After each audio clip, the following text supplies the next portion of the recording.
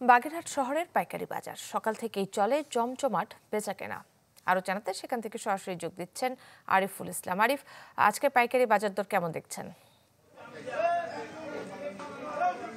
দাঁড়িয়ে আছে বাগেরহাটের যে ভৈরব নদী, তার পাশে যে শহরে জেলা শহরে কাঁচা বাজার, সেখানে আপনি জানেন যে বাগেরহাট সদর, কচুয়া এবং মোল্লারহাট, চিতলমারি সহ বেশ কয়েকটি উপজেলায় বিভিন্ন সবজি উৎপাদন হয়ে থাকে এবং শীতের শুরুতে অনেক আগাম সবজি উৎপাদন হয়ে থাকে। শীতের শুরুতে কিছুটা দাম পেলেও এখন যে সময়টা, সেখানে অনেক সবজি কিন্তু দাম কৃষকরা পাচ্ছেন না বলে জানিয়েছেন।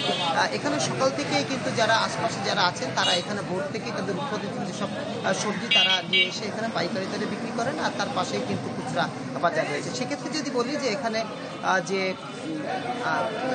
লাউ যেটা রয়েছে 26 টাকা থেকে শুরু করে 40, 60, 50 টাকা পর্যন্ত কিন্তু রয়েছে। আর 30 টাকা আলু, যদিও বাগেরহাটে উৎপাদন হয় না, তো এখানে 60 টাকা করে কেজিতে বিক্রি হচ্ছে। আর পালং শাক আটা 6 টাকা, লাল শাক 6 টাকা, তবে বরবটির দামটা কিন্তু একটু বেশি, 60 টাকা করে এখানে কেজি রয়েছে। আর ধনিয়া পাতা যদি বলি, সেটাও 60 টাকা কেজি।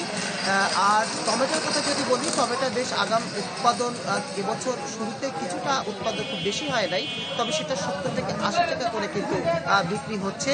তো সেক্ষেত্রে শীতের শুরুতে যেসব সবজির দাম ছিল, সেখানে শীত বাড়ার সঙ্গে সঙ্গে কিন্তু দাম আসলে অনেকটা কমে যাচ্ছে। মূলা 13 টাকা সহ বিভিন্ন সবজি কিন্তু আসলে কম দামেই রয়েছে। তো সেক্ষেত্রে চাষিরা, কৃষকরা বলছেন যে শুরুতে কিছুটা দাম পেলেও বর্তমানে দিন যত যাচ্ছে, শীত আসছে, দাম কিন্তু আসলে তারা কম পাচ্ছে বলে তারা জানিয়েছে। এই ছিল বাগেরহাট থেকে আমার সর্বশেষ।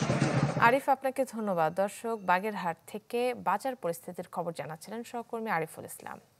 বছর শেষের খুশি নগদে হবে বেশি। নগদ পেমেন্টে নির্দিষ্ট ক্যাটাগরির কেনাকাটায় 300 টাকা পর্যন্ত ক্যাশব্যাক।